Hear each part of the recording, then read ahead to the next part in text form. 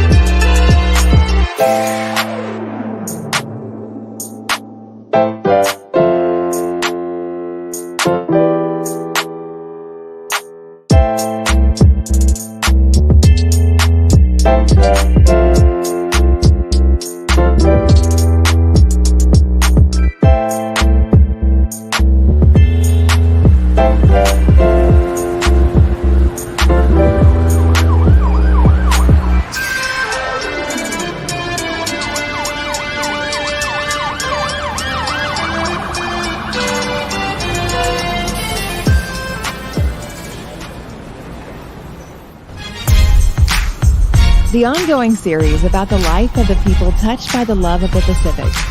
Here are their stories. This is Highway 54.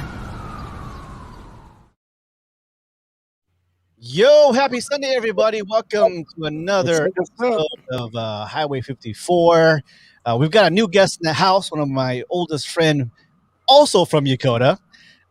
Please welcome Carla. What up, Carla? Hey, welcome, Carla. Hello, Carla. Hey, Abby's back in the house from Florida, Killing, Oregon, and of course my DJ, Mr. A, my cousin here in Paradise Hills. What's up, everybody? Chilling, man. Chilling. Good to be back, man. I know. Miss you guys. It's been a couple weeks. It was just me and Phil there last week, but I know. it's good, man. We made it work. I know it's Easter, so I know we were all kind of busy and family stuff. So did you get everybody have a good Easter? Oh, definitely. Yeah, pretty good. Yeah. Bro, there's a lot of celebrating going on this past week. I had my best friend was in town, and it was his birthday. It was my birthday. It was another friend of ours' birthday. So there was a lot of celebrating going on. Yeah, it was a good Easter. Southern California always sunny and nice, and I got a big family, so I got a lot of kids. You saw my there, and so kids run around getting eggs, put some money in there, and it was a good day. Just got my vaccine. I'm done, 100%. All right. Wow. Congrats. Thank you. Got the Pfizer one from the VA, and so I feel good. What'd you do after the second one? Same thing. I just had a sore arm for about a day or two, and I've been taking the flu shot for over 20 plus years, and I usually don't get sick. So I have a knock on wood. I don't really get sick enough to where I called out from work. So before I retired, I got a shitload of sick leave. So what are you gonna do with that? Cash it out, something. Give it all back to me, man. So I got that. But I feel good, man. I like I said, it's not 100%. I know we were talking about earlier, like you're not 100%, but it's just a level of protection. Right. Just doing my part. And like a lot of us who are we're military dependents. We've got every shot that the military or government told us to get. Polio, smallpox 3 times, because they gave me a second time while I was still in the military, and he goes, nothing happened. Everybody's a big ass ball. I don't know if you got that smallpox coming, but a big ass like Oh yeah, bro, and it gets scabby and fucking flakes off. Yeah. It like messed up my tattoo. Yeah. My fucking tattoo. Yeah. I got a small tiny pimple, and like, oh, well, let's do it again. I go, do it again? Like, okay.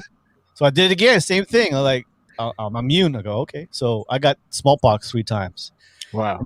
And if you survive the anthrax, I got 7 times, and that's like maple syrup in your blood veins, man. Really? That hurt. Yeah. It's thick. It was thick going in. Yeah.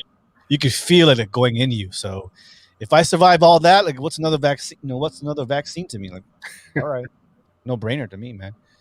But parents are all are good. I know Kellen's parents got them too, and Carla's gonna get hers, and the husband got his, and Abby just got your first shot. Yep, first shot. Yeah. Yep. So yeah, pretty good. I saw some of the on CDC the stats is like about 20% of the nation right now are vaccinated. Mhm. So that 4th wave that they're predicting from all the spring break and all that, it's gonna happen, but it's not as bad. Hopefully. Mhm. Hopefully, obviously, because a lot of people are vaccinated or those who are susceptible, right? Right. So get vaccinated. I know we see a lot of people taking vacations, and you don't see a lot of people wearing masks in different parts of the country, right? I think Abby, you said your friend went to Aruba. Yep, I didn't see her wearing any mask. Wow. I mean, obviously, if it's you and your family, you're not going to wear a mask, right? I don't know, Carla, you went to Vegas the other day, and went to Vegas, but we wore masks. We did everything we were supposed to do. They weren't completely open like a lot of people think they are. yeah. But even going to Mexico in June, I'm going to make sure that my vaccinations are done. Yeah. Nice. But I don't want to get them. You know what I mean? But I'm going to get it just because I don't want anything to hold me up from going to Mexico. That's all. Yeah. Well, I had a friend that just posted a video not too long ago, and she's down in Mexico. Nobody's wearing masks. Yeah, and that's why I'm going to get it too. Yeah. So I don't have time for dying. Yeah. Nope. None of us. Mm-hmm. Kellen, have you scheduled yours yet?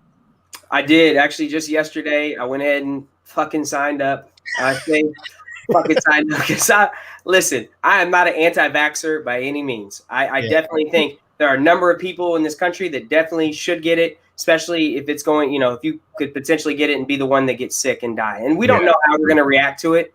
But I'm a relatively healthy human being, and I'm pretty active in things. So I feel like, I didn't feel like I needed to be on that first level, but I'm gonna go ahead and get it. All my friends have gotten it. Again, talking about the military, we got shot up with everything under the fucking sun. So who the fuck knows what's running through us already? So might as well go ahead and get it. And I'm gonna do my part. So, but the thing is, people, I posted a little bit. Oh, be careful posting and I'm guilty of it. Posting like your card, like, hey, I'm vaccinated, because people are scamming. Like your name, name, birthday, and the lot numbers, and making up fake. I don't know why would you do that, but fake vaccine cards. I'm like, come on, man, because it has a signature, right? Has a signature on it, so you don't. You want to be careful with that. You can post it, just cover it up, saying you're. But by doing, reminder, man. Yeah, exactly. By doing that, we're just encouraging people to say, hey, I took it. You should do it. My parents did it, So we're not bragging. We're just saying, hey, we're doing our part. Maybe that will encourage, like Abby's parents, hey, go ahead and do it. It's fine. My mom and dad got a little sick, and that was it. And they're 72, 70 years old. So right. I mean, I'll say I'm not for like mandatory, like making people get the shit. Oh yeah. What I am about though is if you're going to be in public and around people and shit, then you need to wear a mask or do the social distancing, as if they're not people that are within your bubble type of thing. Don't just be reckless about it. But I'm not for like automatically like making everybody get it, because I don't get the flu shot. I'm not bragging about it. I'm not an anti-vaxxer. It's just something I've gotten it. I had to get it while I was in the military, but I never got it before the military. I haven't gotten it after the military. But again, just being smart and just being healthy, eating right, make sure you're getting the right amount of supplements and shit like that. But Yeah, That's a whole I mean, nother it's a personal choice. I mean, I've got a absolutely. message from one of my great friends in Italy, and she's like, are you sure about this vaccine? I go, I'm never sure, but what I'm saying, it's just a level of security for me and my family, at least, especially my mom and dad. So, and my family, I have a big family. If it was just me, I probably will not get it, but it's available to me. I'm going to get it. It's for free. Okay. What else can the government, do to me that they haven't done yet? So, so that's just, but in the same, like you said, Helen, it's a personal choice. If you don't want to get it, I'm not going to hassle you. It's the same token. Don't hassle me because I got it. Don't preach it to me. All these conspiracy theories and all that.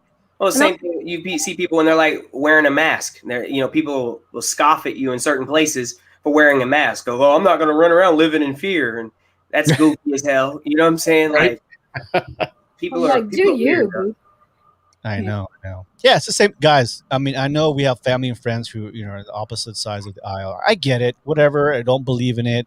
Even if you're on our side, you're still like don't believe in, getting the vaccine. I get it. Whatever. But it's a personal choice.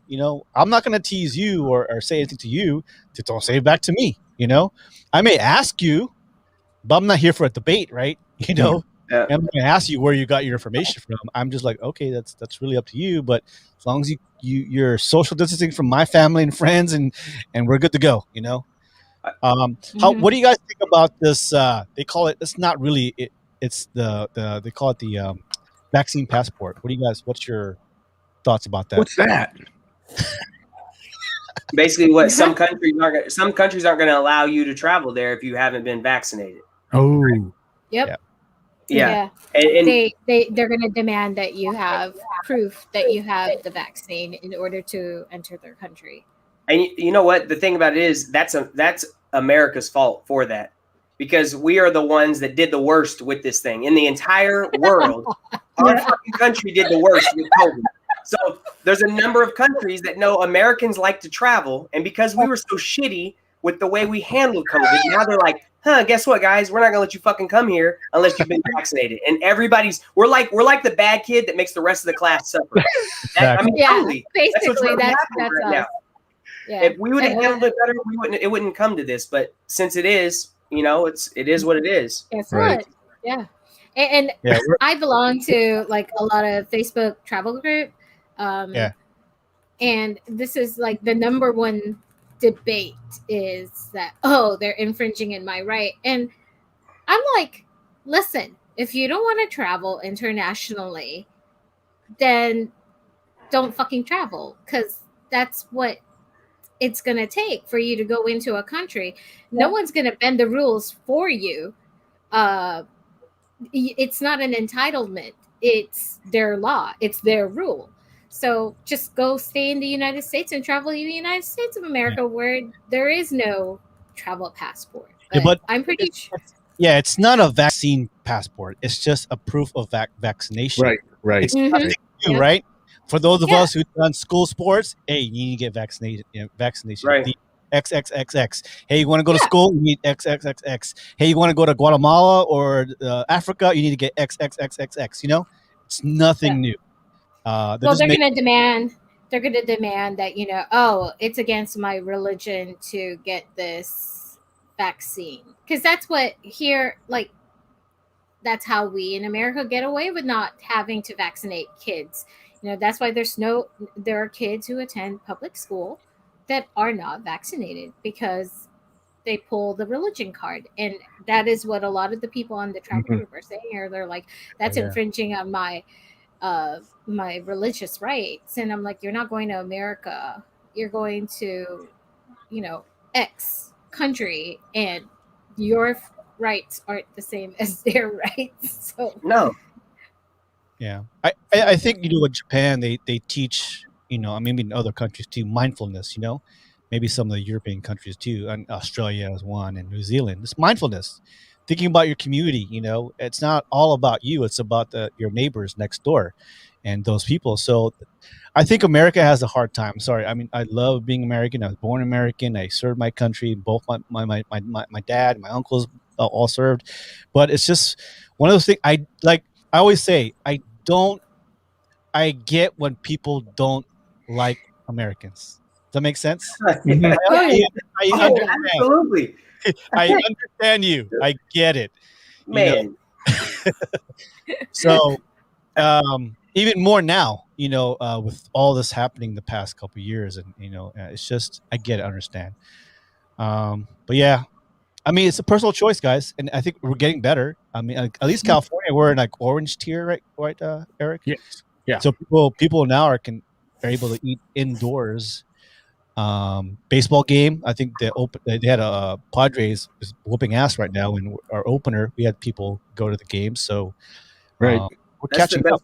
That's the best part, man. We're turning the corner. Like live events, there's Yeah. going to be sports. I mean, we're getting to a good place, and just people just need to keep it up. Do your part and make sure we don't have any more fucking crazy waves. But we're getting to a good place. That's the best news of it all. Yeah. Yeah. Yeah. I mean, we hate to beat a dead horse. Oh, we're beating the fuck out of a dead horse. Dead, bro. It's getting better though, man. It's getting better. It's getting better. Yeah. I we stopped debating with people who just don't get it. Like, Oh yeah, I just yeah. I remember Yeah, Abby. when I first announced it, I'm gonna be honest with you. I was like, no, we've been doing too many experiments. Tuskegee. For real. Yeah. Right. Yeah, I was just like, I was like, they're gonna offer me a boat next. I don't know. So after everybody started getting it a little bit, and I started reading more about it and talking to people that has already gotten it, and also my parents because they're older. Yes. And I'm ready for us to get back to a little bit of, being normal again. I know it's completely normal, but at least if people are doing their part, then we can travel and do a little more. Yeah.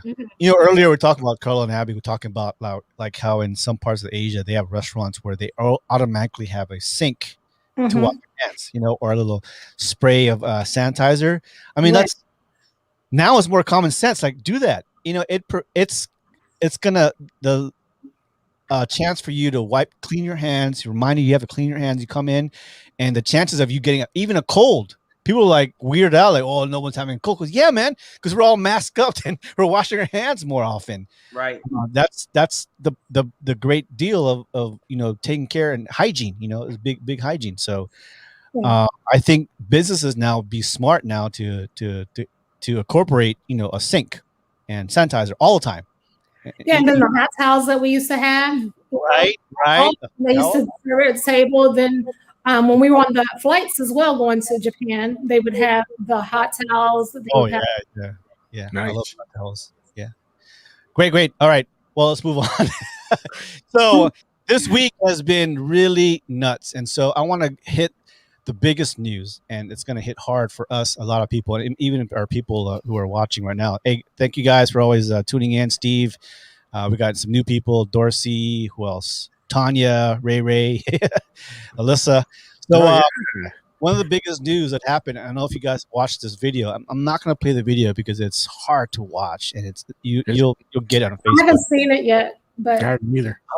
So why wouldn't you play it? They need to fucking see it. Just show like a minute of it. A minute of it? Should I watch? Hold on, let me see if I can find it. So, well, let's tell the backstory here. All right, so U.S.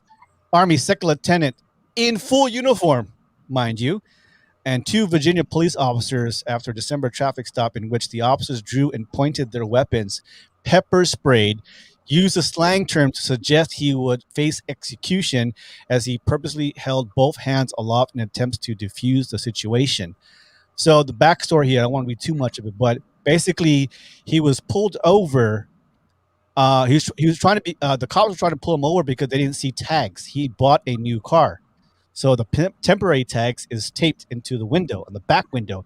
Obviously, it's really dark; they can't see.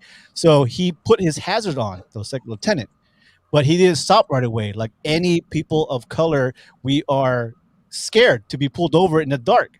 So he went about less than a mile off to a gas station where it's well lit. right? It's common sense. But he put his hazard saying, I recognize you, but I'm going to stop at a well-lit area because I want people to watch, blah, blah, blah, blah. So one cop already pulled out his gun when he stopped at the gas station. Automatically, and mind you, again, he's in full uniform, right? And as he walked up, he saw the plate or the temporary tags on the window.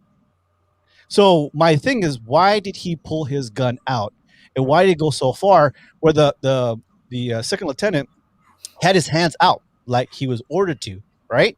But he was telling them, "Hey, I'm afraid for my life. I'm scared to get out. You know, what is this about?" He was trying to have a conversation, but there was no conversation. It was a one-way conversation. Second cop comes over, pulls out his gun also because he saw his police officer also pull a gun, and both of them were barking orders. And you see the video. I'm gonna play the video in a second. Both of them were confusing. You know, like, I'm scared. If even a military guy, if you pull a gun on me, like, look, I know how to hold a gun. I've never had a gun pointed at me. I'm fucking scared as fuck. I have my hands out. Look, I'm really nervous. I'm trying to have a conversation with you. And they're telling, get out, get out, get out, get out. He's like, look, why? Why should I get out? I'm really scared right now. And so for a few minutes, he wouldn't get out. They just get out, get out, get out. And he's like, dude, I'm scared. I don't want to get out. So they maced him as he has his hands out. He has his hands out and they maced him. They pulled him out. And he's trying to talk to them like, look, what's going on? I just need to know what's going on. You know, talk to me. And they start hitting his knees for him to drop on the floor because he was just confused. I mean, if you're nervous, you have two cops with two guns on your face, you don't know how to act. No one knows that, you know. So anyways, I'm trying to find the video here. So what do you guys think about that before I watch? I just think it's an abuse of power. Yep. Abuse of power, you know, and in full uniform. Yeah. With both hands out of the window. What's he gonna do? Use his feet to shoot a gun or something? Well, it's crazy too because there's one point in the video where you could see the one cop is looking at the other cop like, "Oh, bro, what the fuck are you doing?" He had a look. He didn't say shit, but he definitely had this look like, "Oh, this is going a little further than it probably should. Like, you're escalating this to, you know, a situation." He looked very uncomfortable, you know. But see, that's the thing. It's the silence. Yeah, the silence is complicit. Absolutely. Yeah. Absolutely. But I'm saying this is one of the first videos I've seen where I saw the cop looking uncomfortable, but, you know, again, still not doing shit because, you know, thin blue line and all that. It was heartbreaking too when he just here. I'm gonna play it. Hold on. Next tonight, newly obtained video of a police confrontation between officers and an Army second lieutenant. Police pepper spraying the lieutenant who was in uniform during a traffic stop. He's now suing the officers for everything that happened once he was pulled over. Here's ABC's Alex Prochet. Tonight, 2 Windsor, Virginia police officers are being sued by an Army second lieutenant, claiming his rights were violated during a traffic stop captured on multiple cameras. Felony traffic stop. Put your hands out the window!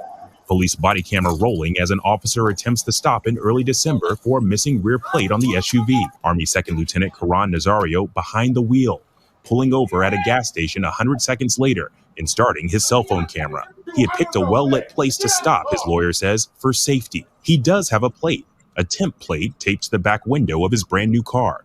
But as seen on the video, the situation goes south quickly as a second officer arrives on the scene. Put your hands out the window and turn the vehicle off! More than 20 times they order him out of the car.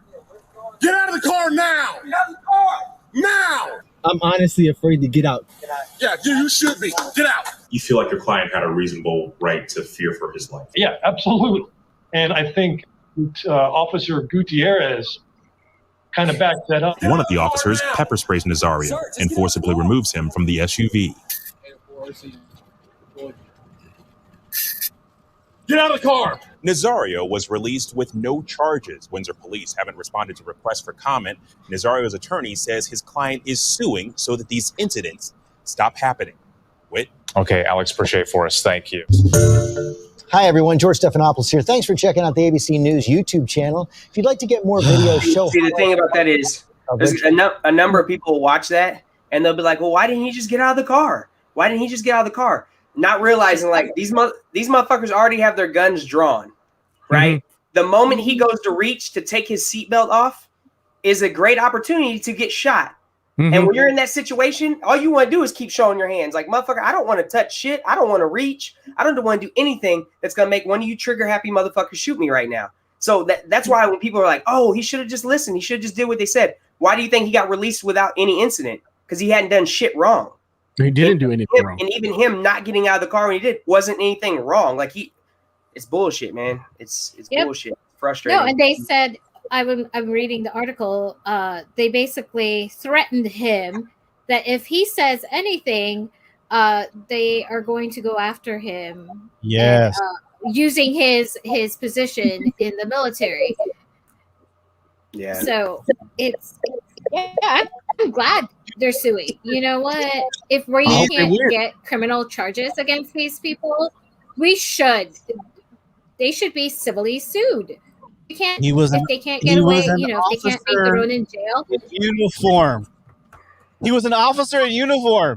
There's no self-doubt. Like, okay, no conversation. Hey, man, why didn't you pull over? Why automatically draw a gun? Because at the end of the day, it didn't matter they had a fucking uniform on. They just saw a black man. That's it. That's it. That uniform didn't mean shit.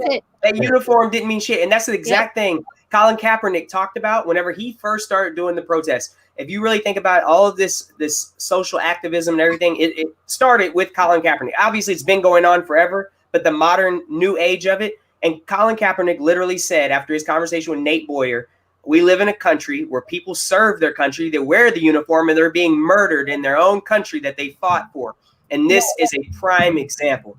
You have a dude in uniform. I, as a veteran, obviously I shared my story from a few weeks ago. Mine didn't get nearly as crazy by any means, but it wasn't any less scary, for everybody involved. And that's the thing, man. People will not understand until something really bad happens, man. And we see it time and time again. Doesn't matter how many videos we see, doesn't matter how many times, like they still try to justify it. Even the George Floyd trial right now, George Floyd's more on trial. His character's more on trial than that of Derek Chauvin. It's weird, man. It's like 10 days jury. I mean, we're going off topic, but 10 days of this. I don't know what else. All the police, which is good. The blue line, the code of silence is broken. The chief, all the experts, what I'm saying, for that case. For that case. Yeah, for that case at least, which is a good thing, but it's going too long. I'm like, what more do you need? Everybody's telling it that it was wrong, that he did an incorrect, what else do you need? How much more? He had a history of this. He had a history of abuse on top of that. It wasn't like a one-off. This dude had a history of this type of shit. Wow. So this is not the first time for him. That's crazy. No.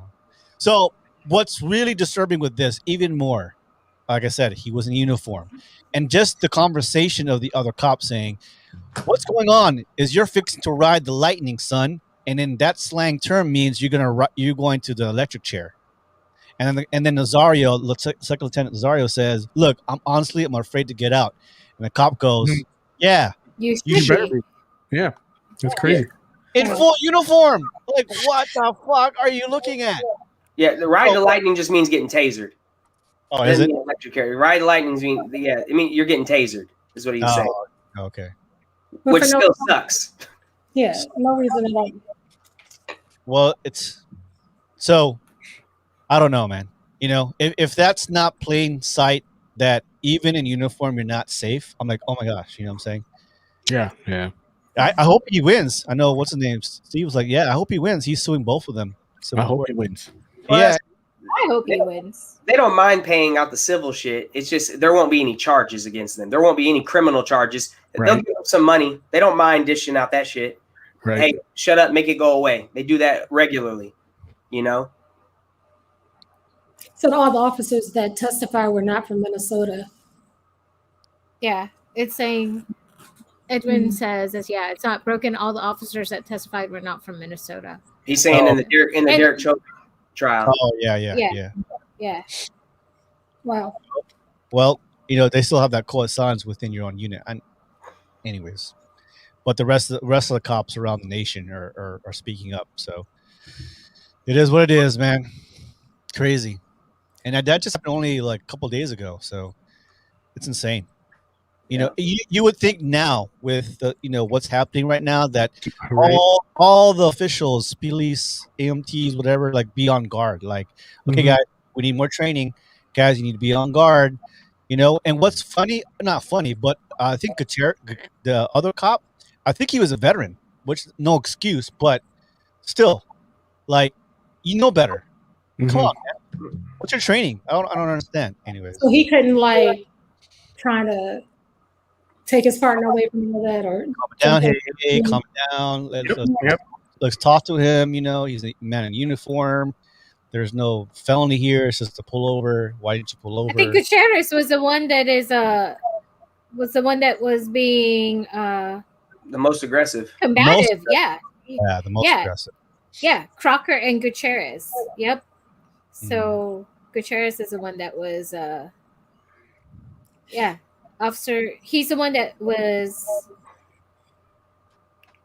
sprayed the pepper spray and forcibly took him out of the car. Yeah. Well, still ongoing. But at the end, they're like, no charges were filed, and they did tell him, like, look, just sleep it on the rug.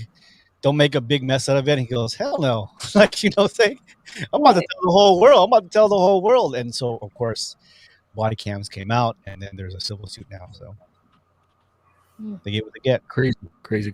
Is the world going to change because of that? No, I don't think so.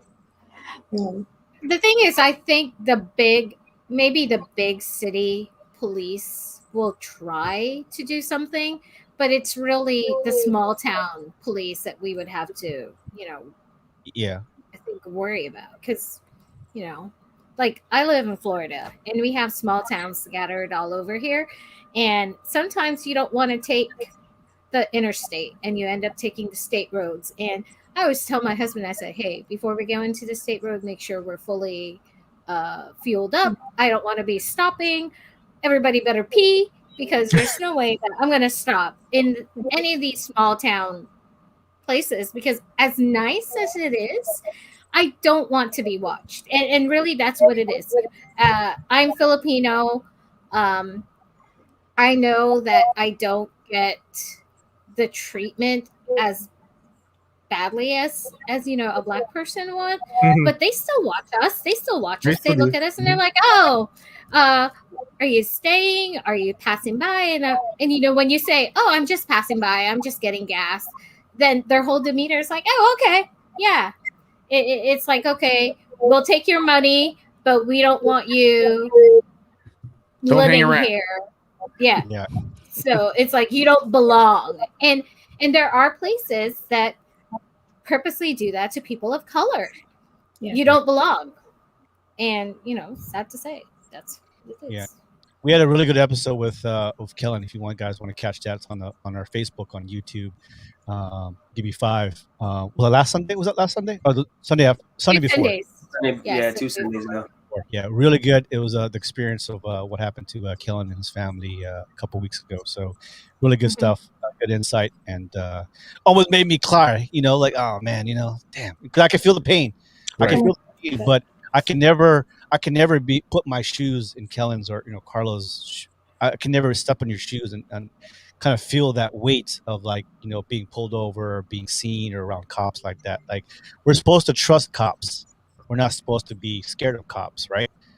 And it's unfortunate that it happens. And like I said, this story here is just, even in uniform, because when I was a young airman, I always pull out my ID card. It's pulled me out of a jam a couple times, because the cop was Air Force or Marine, because I had my active duty card. And you go, oh, your first shirt, would he like this? Because no, sir, But I don't know, man. It's scary. I don't know what to say. I don't know what to say more to express, what's going on in the States. Man, crazy. Okay, well, thank you guys for that input. I mean, a lot of people. Thank you guys for commenting. We're gonna move on. We'll talk about that in the next couple weeks when we know update on that. All right, another big story. Rapper DMX passed away. Yeah, rest in peace, man. One of the hip hop stars in the 90s and 2000s. If you know him, his barking style, rapping. I'm gonna give it to you. Party Up in Here, one of his biggest hits. He was in critical condition last week. And DMX, also known as Earl Simmons, the performer known to the world of DMX, died in New York hospital. His family told the media he was 50 years old. The rapper and actor was hospitalized at White Plains late Friday, April 2nd, after he had a heart attack. His attorney, Fred Murray Richmond, told media TMZ reported that he had an overdose. Oh, I know he was struggling with some issues. Yeah. You know, I don't. Colin, you could probably feel it more, but basically, man, it was a talent wasted. I don't know the whole full story, but he was an actor. He was a poet. He was a rapper. He had a big, his career was looking good, and then I guess he was just battling some demons. Got into drugs more. I don't know. I mean, do you know the story, Kellen? Yeah, no, I mean, there's interviews with DMX, and he's talking about when he was 14 years old, he had a guy that was like his mentor, and he's like, I think he said the guy was like late 20s, early 30s, and he says his name and everything. But he said at this point in time, he had never done any type of drugs or anything like that. And this mentor of his gave him a blunt that was laced with crack, laced with crack cocaine. So he smoked that. That was the first time he'd ever smoked weed or anything. And it happened to be a blunt laced with crack. And from then on, he was addicted. And he tells this story, and he's like, in the interview, like he's crying, like it was emotional. He's like, how could somebody that says they love you, someone that cares about you, why would they do something like that to you? Because that changed the rest of his life. And ultimately, at 50 years old, it ended his life. That same addiction, that he got from that one encounter at 14 years old. And people don't realize, like a drug like crack or heroin or meth or something, it is that strong and it is that addicting, So it's sad, man. It's unfortunate. He was very vulnerable too. I saw, I think it was Roxanne Shante that spoke on him today on YouTube. And she was saying that when he was younger, his mother took him to a children's home. And she said they were going to visit a children's home. And she left him there. And he was talking about how devastating that was to him, that everybody's always left him. So coming up, in the streets and not having, I guess, great role models, that also probably led him to what happened to him at 14. I like that you said that too, about his vulnerability, because that's exactly why he was so beloved. Even this time now, right, where his career, he hasn't had like a hit record in a while and whatever. He's had his struggles. He's had some run-ins with the law or whatever, just minor stuff, getting caught with drugs or whatever. But like he was still so beloved because anytime X talked, it was like he spoke real shit. He was very religious. He was always, like Brandon said, he could spit the Bible front and back. And he would always be preaching. And he was always willing to share his story. It was always real, no matter what. It didn't matter.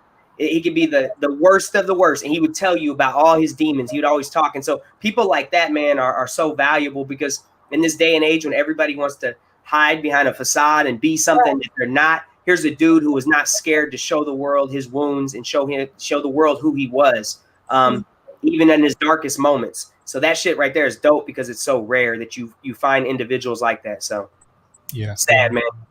It is. I'm assuming that a lot of people try to help him, but he doesn't have the mentors or the guide to really share his anguish and he just fought that addiction. It's one of those hardest things to get over. And he was a great talent. People here are telling you, like, he spoke nuggets, truth. Great poet. He was a really great poet. You can match him up with Tupac, with the words and just spit stuff that was off the level of consciousness. You know what I'm saying? So that one album, and I'm sure he got a lot of more stuff out there. Man, it's so sad. Well, his first two albums, he's the first person to drop two albums in the same year that both went platinum. He dropped Rough Rider, the Hell is Dark and Hot, and then Flesh of My Flesh, Blood of My Blood. but both those albums were dropped in the same year, in 1998, and both went platinum, dude. And the thing is, dude, like, just going back, somebody said, you know, his talent wasn't wasted. He gave when he could, and that's true. To say that his talent was wasted, man, that couldn't be further from the truth, for the simple fact that this man, he gave it his all when he was in there, but then afterwards, like, he was always dropping nuggets of information and nuggets on life. It's similar to like what Mike Tyson does now. If you ever watch any interview with Mike Tyson is so fucking vulnerable. He's so raw. He's so real. And you know, you might listen to him and be like, he's fucking crazy. But you know what, dude, he's speaking his truth. Right. And he's speaking it from a place not giving a fuck about what people are going to say or how they're going to view it or how they're going to judge him. He just speaks that raw truth. And DMX is kind of cut from that same cloth, man. And again, guys like that, they're rare and they're necessary, you know, because it shows people you don't have to hide who you are and you don't have to put on this front. So, DMX once said, I learned that I had to deal with the things that hurt me. I didn't really have anybody to talk to, he said in an interview. In the hood, nobody wants to hear that. Talking about your problems is viewed as a sign of weakness, when actually it's one of the bravest things you can do. Facts. DMX. Man. Gone to, you know, I know, you know, when concerts and stuff starts opening up, man, there's so many artists out there of our era, 90s and 2000s. Like, you know, that's my mission goal is you know, I miss Luther Vandross. I didn't see him. I didn't see Michael Jackson. I got to see Boyz II Men in Japan. You know, I think that's one of my missions is to really get these artists that I grew up with. We all grew up with, you know, 90s, 80s, 90s, 2000s, and just you know, enjoy the art and craft and their voice once again. Right. So, I'm glad I like that you hit on that, Floyd, because that's another thing too. It seems like every time we have a celebrity die, you have you know, people are posting stuff, they're posting videos, all that stuff, and you always have those 1 or 2 or 3 just fucking weirdos who are like, why are you guys posting about the celebrity that doesn't know you and blah blah blah, and like always has some dumbass shit to say, and that shit annoys me because there are literally artists and musicians who people feel closer to than some of their own family members, right? Because you might have been in a space when DMX's album came out, right? And that album might have got you through some rough ass shit. You know, I know I can speak for myself personally. There's a lot of music that I listen to that, like, it takes me to whether it's a better place, like a more positive place, or if it's sad, lonely, lovey-dovey shit, or whatever the case may be, it helps me. You know what I'm saying? It's so soothing. And so you do feel a connection to an artist. Or maybe there is an actor whose movies entertain you thoroughly and you love that actor. And that's okay. You don't have to, don't let people make you feel weird because you mourn the loss of a talented and creative life. You know what I'm saying? You'll no longer be able to get any more of their new work, and that upsets you, that bothers you. That's completely okay. Don't let these fucking weirdos make you think differently. Yeah. Agreed. Exactly. I totally agree. I know a lot of us, you know, we've touched music, been DJs, been MCs, been radio hosts. You know, music to us, you know, music is life. Yes. Music is a time warp of going back to a time when that song came at you at a point in your life, and it reminds you, whether good or bad, it takes you back to that moment in time when that song came out. You know, when DMX came out, you were at a point in your life where that some people, man, that speaks to me, right? When that love song comes out, when Luther Vandross comes out, when Whitney Houston comes out with that one album or song, it takes you back to that time when you're little or young or heartbroken or whatever, or to your mom and dad. So music really speaks, and when people, especially singers, die, exactly, you know, Kellen, is we are more closer to that person because of that moment in time when they sang that song, my song. You know, it's those unspoken feelings that only you understand between you and the celebrity or the singer, right? Wow, crazy. Well, rest in peace and to the family of DMX. Yeah. So our heart goes out to you, and you know, we will. You know, so one thing about guys is all the artists that are alive right now, embrace them, support them, like them, share. It doesn't take any money to share their creativity, right? Buy their tickets, whatever, you know, buy local, support them, because you never know what's going to happen. You know, Prince, Luther Vandross, not even just them. That goes with anybody in your life. Anybody in your life that you fuck with on any level that you really, truly, genuinely value. Make sure you support them. You know what I'm saying?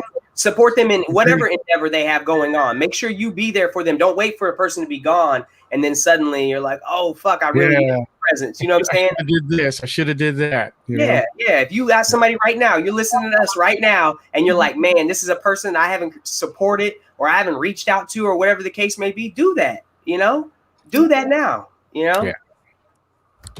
Exactly. Well, thank you for all our fans and comments. Everybody, family, friends, please, thank you very much. Support each other, business, Facebook pages, whatever. We have a lot of creative people, and that's why you see these people here with me. At one point in time, we've done some creative projects together, and we're just doing that. You're just trying to share information, good or bad, whether I'm right or wrong. That's our truth. Kellen is very insightful. Abby, we've got Carla now. I'll be sharing her life. I like her post on Instagram. That's why I've been why I'd ask her.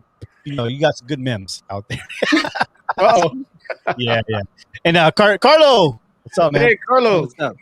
Snuck up on us. So, thank you guys. All right, so let's move on. We got Leslie always giving us a good knowledge about that crystal of the week. So here is Leslie with the crystal of the week. Hey guys, it's me, Leslie, bringing you the crystal of the week. This week's crystal is apatite, and apatite is connected to our throat chakra. Our throat chakra gives us the ability to express and communicate our clear thoughts and ideas. It also helps us to trust ourselves and others, gain independence, and also maturity. Apatite expands our knowledge and truth, easing our sorrow, apathy, and anger.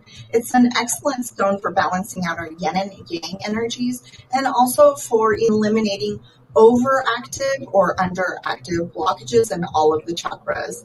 Don't forget to check us out on Facebook, Instagram, and TikTok at My Lucky Karma, and swing by our Etsy shop. Keep spreading your love and light, and until next time, namaste. All right, give it up for Leslie, everybody. Thank you very much for that. Her stuff's always so cool. I know, right? That one was called Appetite? Appetite. Yep. Appetite. It's good for your yang. It said. Good for you. What about that yin though? What about that yin though? Remember that? I'm dating myself. The Golden Child with Eddie Murphy. Oh yeah. Remember that one episode? He goes, one thing. He goes, "Hey, what is this for?" He went to a Chinese herbal shop. What's this for? He goes, "It's good for your yang." He goes, "Nothing wrong with my yang." Eddie Murphy. All right, guys. So I'm going to bring up this. And there's a actual video to it too. But let me do the backstory here. So, woman shares 72-hour dating rule that will make life happier for you and your partner. And the only person right now I know is single is Kellen. But we all are single at one time, so we can have some insight. Lottie Henderson. Put me on blast, yo. He's openly dating. Yeah, because you're current. Because at least No, absolutely. I'm definitely single. I'm just saying, Lottie Henderson has gone viral on social media after sharing the 72-hour dating rule she likes to follow, which helps prevent petty arguments and work out what really matters. Relationships can be wonderful, but they can at times be quite hard. There's bound to be disagreements, hurt, and anger. But how can you work out when something is really worth arguing over if you should just let it go and not stress? So one woman claims that to have the answer, and her thoughts have resonated with a lot of people on social media, especially on TikTok. So here's a video. Let's see here. The 72-hour rule. Listen up. If it doesn't matter after 72 hours, it never did. If you don't feel the need to react after 72 hours, don't. And if somebody knows you're hurting and hasn't been in contact for 72 hours, they don't care. Ooh. Hold on. Ow. Ooh.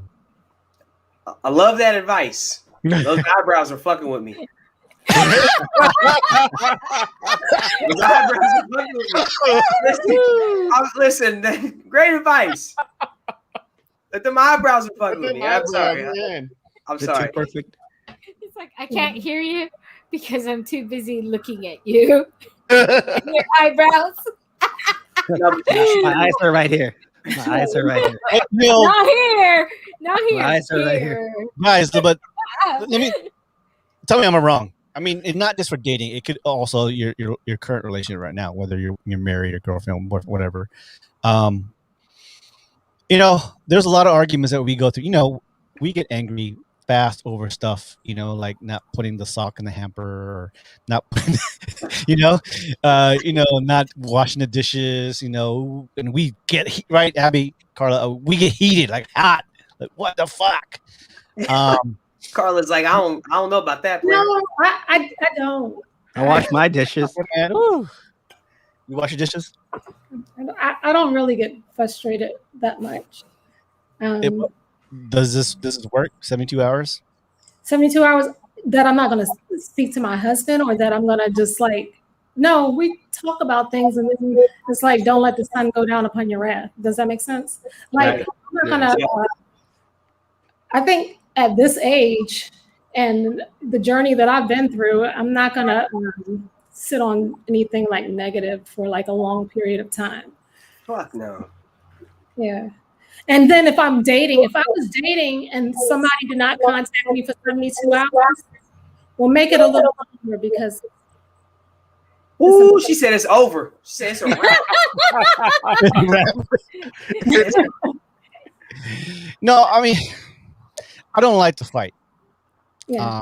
Obviously, especially when I was younger, but now that I'm older, there's stuff that, I'm going to be honest, there's some stuff in me, I just get built up, intense. It's a lot of stuff, challenging, personal stuff. And, Rose, I love you. Sometimes I'm just very unbearable sometimes, I'll get mad. And when I get mad or angry, I'm quiet. Yes, you are, man. And then the more people get mad at me because I don't say shit, right? I'm just trying to save you from whatever stuff I'm about to say because I know I'm really angry. And I believe in that. 24 hours. Look, I believe 24 hours. Let's come back tomorrow. And then maybe it's an issue that we need to talk about, or maybe it's not. I'm just not good at that. I don't like talking, really deep or negative. But 24 hours is one thing. You're talking 72 hours. 72 hours. 3 days. Yeah. Yeah. I forgot. Yeah. I think her point was, if it's an issue that you feel in 3 days is not going to bother you, then just let it go, because it means it's a petty shit. Yeah. So yeah, you pick your battles, definitely. Yeah. Exactly. I mean, because my husband knows, he has learned that he can organize everything but my mess, because I have a certain way of doing things and I have a certain way of finding things. And if you mess with it, then I get like mad because I can't find anything. And that pisses me off. So I tell him, don't touch my shit. Touch everybody else's shit, just not mine. And I will take care of it, So yeah, I tell people all the time, anymore in my life, like I used to be a person, I could fucking hold on to a grudge and just be mad as fuck, right? And somewhere along the way between the military and Afghanistan and then personal tragedies that I've experienced, I got to a point where I was like, all right, no bad days, just you can have a bad moment within a day, right? But I don't let one thing happen. It was like with our incident with the police officer that was fucking with us in South Dakota. That was a very bad incident. Like it had us all feeling some type of way. But we didn't let it ruin our day. We didn't let it ruin our trip at all. You know what I'm saying? In fact, I've got family members that after I talked about it on the show, they saw it and they were like, why the hell didn't you tell me? And they're mad at me because I didn't tell them. But it was like, you know what? That was kind of me protecting my own peace and harmony. You know what I'm saying? Every time I retell that story, I get pissed off and I get bothered and emotional about it again. And so I don't want to keep having to retell that shit. So there's some things in life where I realize like, I'm not going to keep talking about this. I'm not going to keep talking on this because I'm not, I got to take care of me. I got to take care of my own. And just for me, like having to let you know what the fuck I went through, like that's me having to replay that incident over again, And why force yourself to relive it? Yeah, you know, and I'll talk to you about it whenever I'm in a better headspace and I can take on that energy and I can process it a lot better. But yeah, man, we can have bad moments, but no bad days. You shouldn't. She's that 72-hour rule. That's cool and all, but like Carla was saying, like 72 hours is a little too long. You know, yeah, dating or something like that. But when it comes to people on the outside, don't get it twisted. If I'm not speaking to you, I am saving you from me. I don't like the person that I was 15 years ago, and I don't want to revisit her. So let me just not say anything, and it's better that I don't. Yeah. Shit. Let that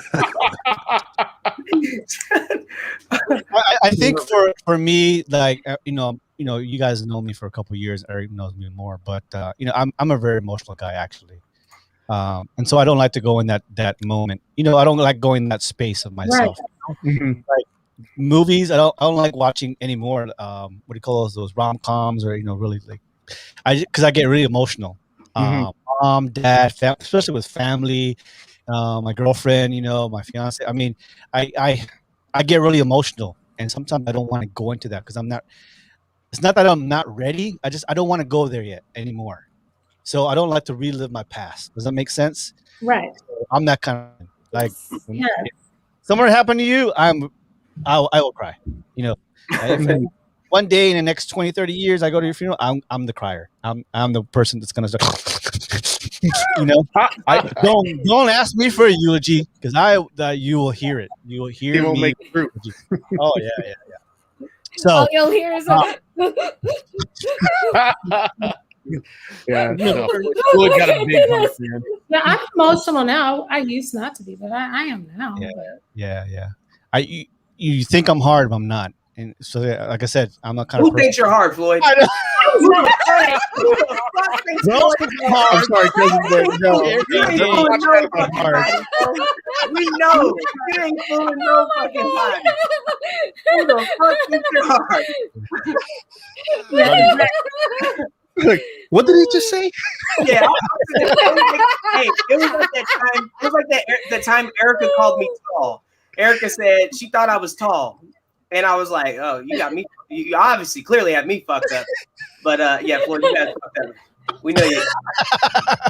That's why we love you. That's why we love you. Yeah. Oh yeah, you got me. You got me there. You got me.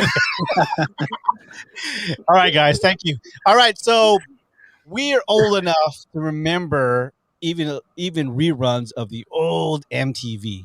MTV started back in 1981 when it was playing what? Eric? Music. A lot. Arigato and remember that Take On Me video that was on repeat? Oh my god. Listen, I'm not gonna put myself in y'all's age bracket. Y'all some other shit, okay? Well, you're a baby, man. No, you used to remember it. The Moon Man. My first memory of MTV was Real World. When Real World first, what was that, like 1990, 91? Yeah, in the 90s. How old are you? That's when MTV changed for me. It wasn't MTV anymore. Yeah. When MTV started putting out Real World, Road Rules. Yeah, that was it. All right, so where's the music videos? I was okay with The Hills. And what was before that? Laguna Beach. Yeah. That's right. But after that, I was like, like they're doing TV shows now. All right, so we got the top 10 best MTV original shows. All right, so before that, let's start our little thing.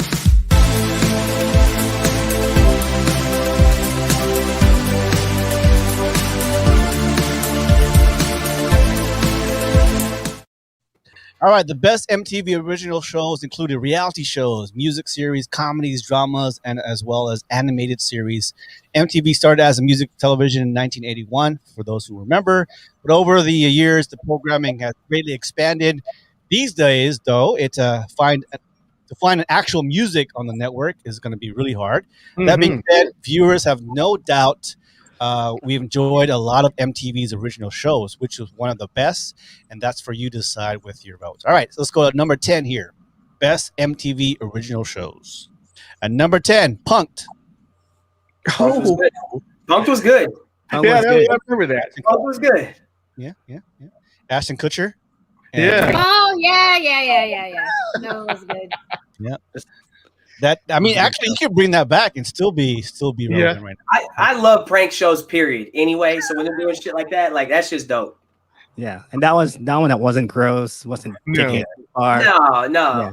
Yeah. That was good. I'm gonna date myself again. Remember, you guys, smile. You're on candid camera. Oh shoot, man! That wasn't on MTV. No, it wasn't MTV. Oh, no, it wasn't. I was sitting there like, He's just dating us. Yeah. You remember that? That was original punk right there. Yeah. All right, number 9. Exhibit Pimp My Ride. Yeah. Oh, I remember that. Good. One. Yeah, Yeah, that was nice. Yeah. Did you hear like some of the YouTube stories of like people with their rides Afterward? Cars got fucked up. Right. The real story. And then they take away some of the mods after the show. Hold on. What? Oh, yeah. And some don't work. It's falling apart. A lot of their reactions were scripted. Yeah, that's fucked up. Yeah. And they're trying to blame Exhibit. Goes, look, I'm just the host. Right. He wasn't funding that shit. Yeah.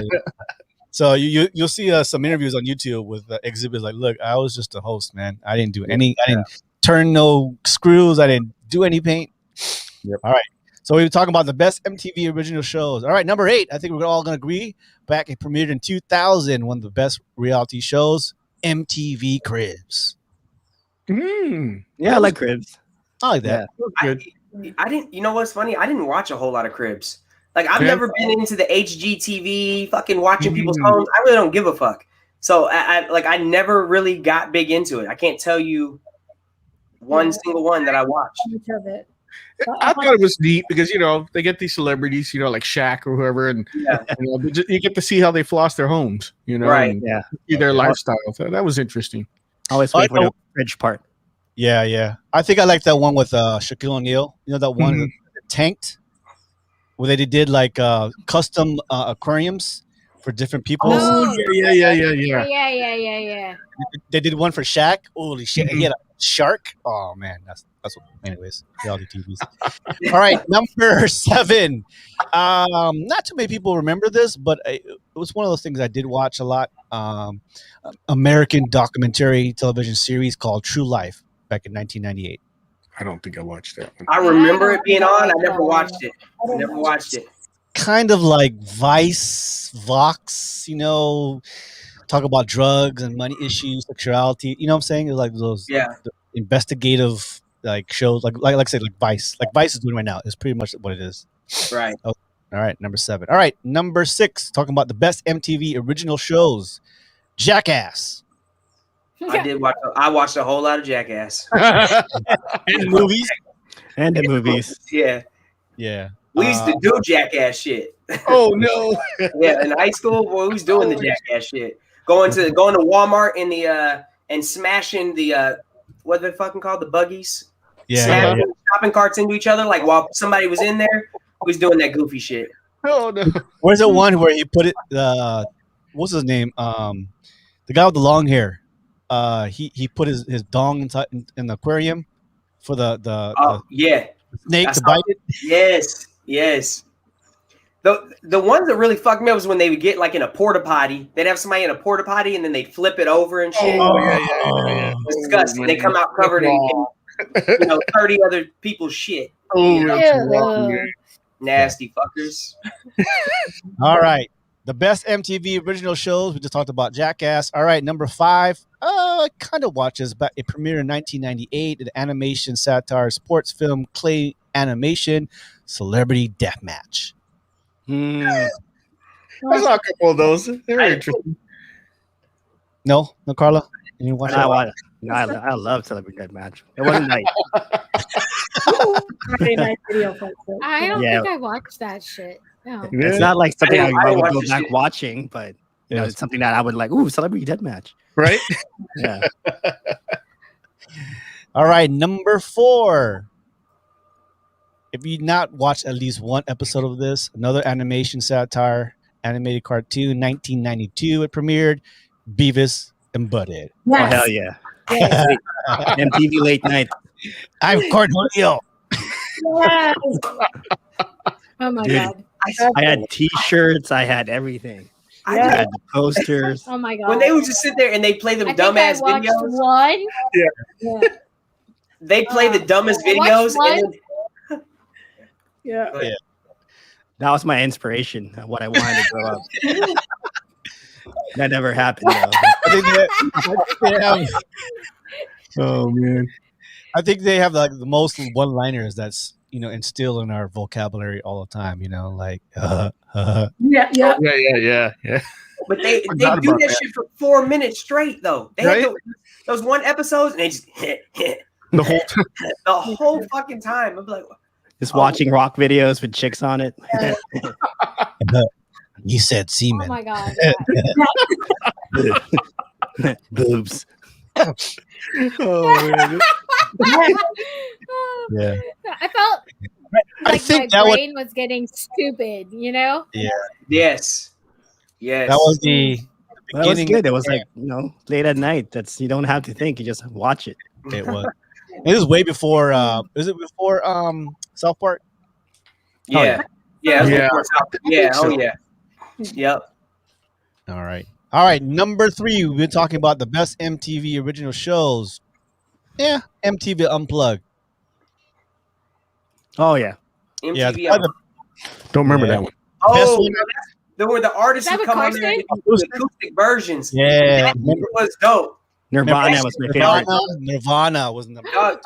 yeah. But Jay-Z had a dope ass MTV Unplugged. Yeah. His set was dope. Yep. There's quite a few of them. That MTV Unplugged was cool. Mm-hmm. Yeah. I mean, that's still happening right now. It's not called MTV Unplugged. Because we have in the Philippines, we have a series called Magic on the bus. They go on the bus and they record live, acoustic. NPR's Tiny Desk series. That's basically what that is. Yeah. NPR's Tiny Desk is a shit. But they should bring that back. MTV Unplugged. That would be a hit. All right, we've been talking about the best MTV original shows. We're at number 2 right now, and we talked about it a while ago. Real World, back in 1992, it premiered. Oh yes. Mm-hmm. Real World was pretty much like the first reality television show. Yeah. Like there was no reality television before Real World. Right. Oh yeah. I mean, before Kardashians, before all right. the reality stuff. It was Real World. Yeah. Hollywood, Hollywood Wives or what Wives of Hollywood or whatever. Yeah, it was before all that shit.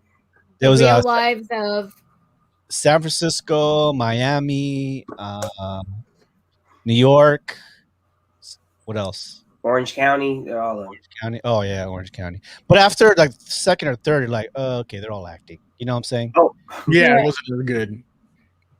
People were actually the first and second were like the ones that okay, it's real. I think Hawaii was the last one I watched. Real World.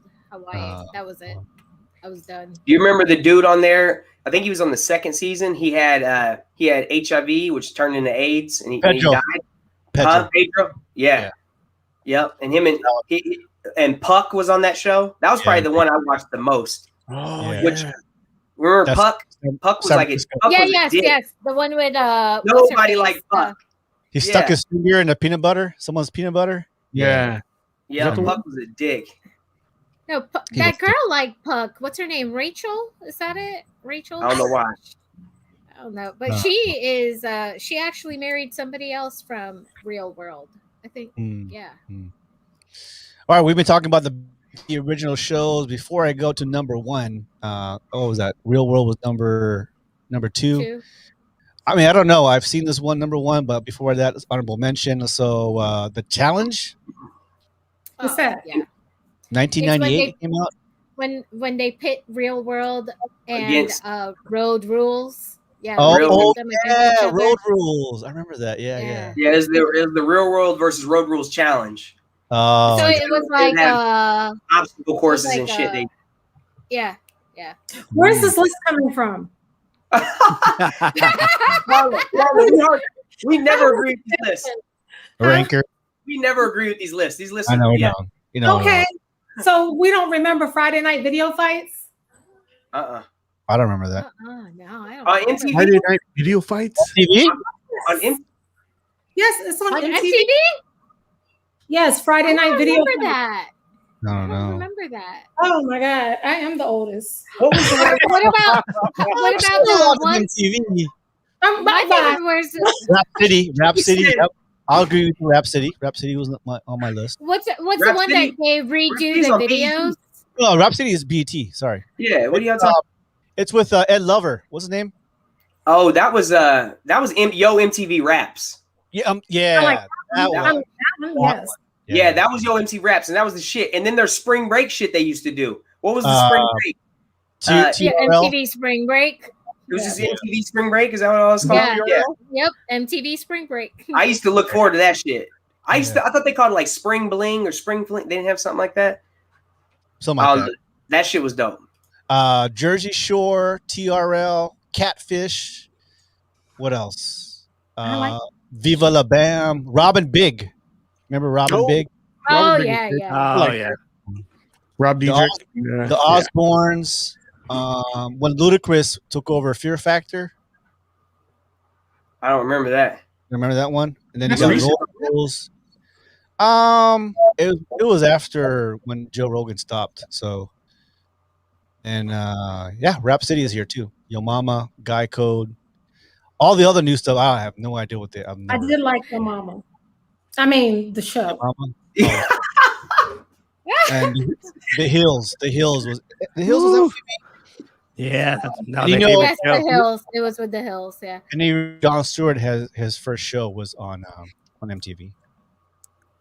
Yeah, the one with Jenny McCarthy. Yes. Oh, the dating one? Yeah. Oh yeah, the dating one. Yeah. The fuck was the name of that show? Singled Out. Singled Out. Yeah. And then Carmen Electra came on later on. Yeah. Yeah. All right, we've been talking about the best MTV original shows. We're going to number 1. So back on number 10, Punk'd, Pit My Ride, MTV Cribs, True Life, Jackass. Number 5, Celebrity Deathmatch. 4, Beavis and Butthead. Number 3, MTV Unplugged. Number 2, The Real World. I think it should have been number 1. Number 1, Daria. What? No, Daria. What? Okay. Which Daria? one? It's that trash. cartoon, Daria. Throw that shit away. No. Daria was number 1? Yeah. I What can't the believe fuck that that is? one. I was hoping for Laguna Beach. I never even watched it. I mean, it was a cartoon, wasn't it? Yeah. Dude. Tom Green was a good show. Yep, Tom Green was a good show. Tom Green, yes. Yeah. I don't know. No, mine was the one where they redo the music videos. Oh, yeah. Was Was it called? Was that for me? Oh yeah. Wild 'N Out did start on MTV. Oh, Yeah. Daria? Millennials made that TV show. I mean that. There you go. That explains it. Millennials made that TV list. Yeah. Did they though? Millennials. When did Daria come out? I've never seen an episode of that shit. I haven't either. I've seen like the commercial. 97. Never actually watched 97. it. 97. Yes, 97. Yeah, MTV Rap should have been top 10 at least. Yeah. It should be. Absolutely. Yeah. Absolutely. Because as the only hip hop, show, before everything else, MTV Rap should have been there. But Daria, whatever. Daria? No. Steps. I I'm thought I was so high. let down. I was Yeah, high. that's thought it was like a letdown. Yeah. Yeah. Oh man. Yeah, that list ended. Womp womp. Yeah. It was doing okay. It was okay. Yeah. Well, that's the top 10 list, guys. I don't know. It's not the worst list, Brad. Not the worst one. We agreed with some, but definitely not number 1. Yeah. All right, so I'm going to show you a picture here, and I don't know. You tell me if you kind of agree with this. It's a couple times back in 2017, 18, 19. And do you think we're ready for this person to be the next president of the United States? You guys I already ready? know. 40% of America wants Dwayne "The Rock" Johnson. as president. Really? Well, he's doing that TV show. Humbling. I think our founding fathers ever envisioned a 6'4" bald tattoo, half black, half Samoan, tequila drinking, pickup truck driving, fanny pack wearing guy joining their club? But if it happens, it'll be my honor to serve you, the people. What do you guys think? I don't know. Listen, we had Donald fucking Trump as president. Okay. I think the bar got set really fucking low. Brandon said it right. Anyone is possible after Trump. The bar got set super fucking low. Kim. Fuck no. Wait. Don't hold back now, Kim. Don't hold back now. The possibility. Come on. Dude, here the Rock, what I will say about the Rock is he's a genuinely compassionate and just a good fucking human being. And yeah, I'm not saying I want him to run. I'm not saying that I would vote for him. All I'm saying is if he surrounded himself with the right people, him being a decent human being, would be better than anything that we dealt with that last administration. With that being said, Rock, don't run unless something fucking nutty happens and we have it's gonna be Trump again. Then if it's gonna be Trump versus The Rock, I'm going The Rock all fucking day. Yeah, he would. If there's no other choice, yes. I think Kanye versus Trump. No, I'm just not voting. I'm just not voting. That's just like I give up. I am moving. Kanye, you don't know how Kanye's gonna be from one day to the other. Yeah. One day Kanye loves black people and shit. The next day Kanye is not fucking with him. So it's a wild card, man. Oh man. Kanye. Better him than Kanye. I think Dwayne is more. Yeah, he's more grounded. He's business savvy. Obviously, he's a celebrity, well liked. There's not that many people who don't like him. I think he's smart enough to surround himself with the right people. I think the main focus will be on him all the time. You know what I'm saying? He's a great speaker. He'll have speechwriters, and everybody and their mama and the president and prime minister will love to be around Rock. He will be. There is no stopping this guy when he goes around, internationally. So yeah, but will they take him seriously? That's the question. Well, hold on. Would they take him? They had to take fucking Donald Trump seriously. So how would they not take him? They didn't take him seriously. That's the thing. We became a laughing stock. They took him real serious. They stormed the Capitol. I'm saying people voted for his bitch ass. They took him seriously. seriously. I'm saying internationally. That is what I'm asking. Will the international leaders take The Rock seriously? Or will it just be like, oh, it's The Rock? Let me take my picture, Yeah. Let's be honest. As the president, you're more of a figurehead than anything else. I don't see why The Rock walks in there and suddenly they're like, oh, you were a fucking wrestler. No, they're gonna look at this massive motherfucker. Who's gonna talk shit to him? Who's gonna say something reckless to The Rock? Exactly. He might have the most effect of any president ever. And then he's a nice guy. You're killing me. Kim is killing me with her comments. Them kissing cousins took him seriously. Yeah, Ronald Reagan was an actor. Ronald Reagan was an actor. Yes. Yeah. Yes. I mean, I'm not gonna lie. If The Rock is the only choice that we have, I would do it because I like him. I find him hot. He's cute. Yeah, I agree. Let me pull a Susanna. He's cute. He's hot. Okay, but we had absolutely no experience for the job that he just got. So I think that anybody has more experience with politics than Donald Trump. Yeah. Right. Yes. He's a businessman. He's empathetic. He's smart enough to get people around him. I mean, he doesn't have to be a Democrat or a Republican. He can be liberal. I mean, he could be independent and still probably win or have a good chance at least. It'd be entertaining, I think his heart would be in the right place. Obviously, he's going to make decisions that will affect a lot of people. He's never be perfect. What politician is going to make the right decision for everybody? We're too many ideas, too many everything. I mean, they take all these other congressmen and senators for real. How about not The Rock? Talking about Ted Cruz and Matt Creepy Gates. I mean, come on, man. I think we have a good shot. We'll have a good shot. That's all I know. Wants to run. I know, but I'll be proud to call him my president. Listen. Let like me call Susanna. I'm channeling Susanna here, Susanna. I'll tell you one thing: Vladimir Putin, he won't put any fear in The Rock. Yeah. The motherfucking brother Rock will be crushing all the world leaders, bro. When they go to like the G20 summit, that motherfucker will be in there. Who's gonna fuck with The Rock? Like the whole nation, the sons of Samoa, will be fucking behind him. Right? Yes.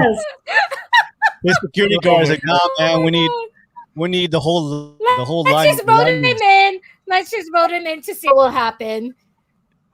Yeah, I agree. He can't do anything worse. Shit. Yeah, he'll show up to the summit with all his Samoan brothers. President cooking. We're gonna do the haka. Do the haka, right? Coming into the summit. Well, we're gonna have some. Yeah. We're gonna have some good the West Wing. We'll probably put some pig Before every press conference, there's gonna be a haka.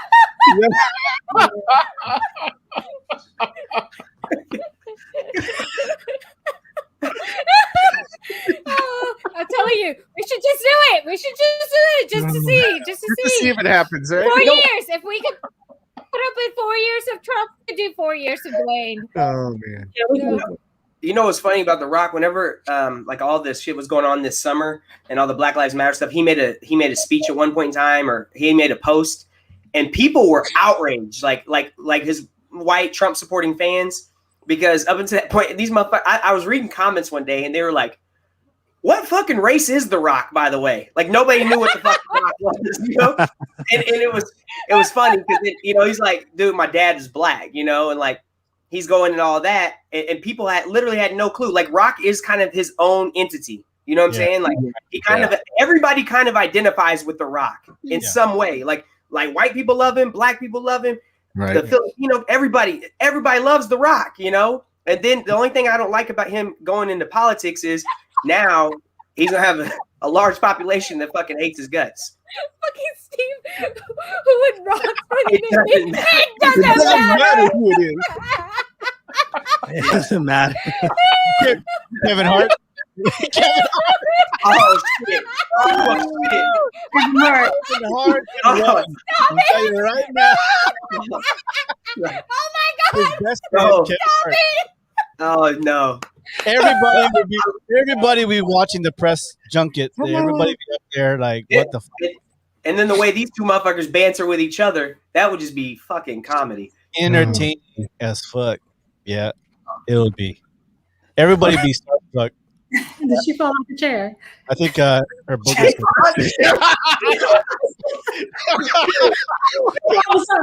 Oh man, she fell out. Oh my. You all right, Abby? Stone cold. Yeah. Good, Abby. Oh, I'm Stone good. cold. I just knocked out my headphones. I was laughing too hard. Kevin fucking Hart. I mean, a lot of people on the other aisle have like a conflict of interest. Man, their emotion would be like, well, it's The Rock. Well, see, Dorsey's Stone Cold as his running mate. It should be Kevin Hart. That's all I gotta say. Kevin Hart. Go ahead. All right, guys. Are you guys ready? Give me 5 with KC. Let's get it.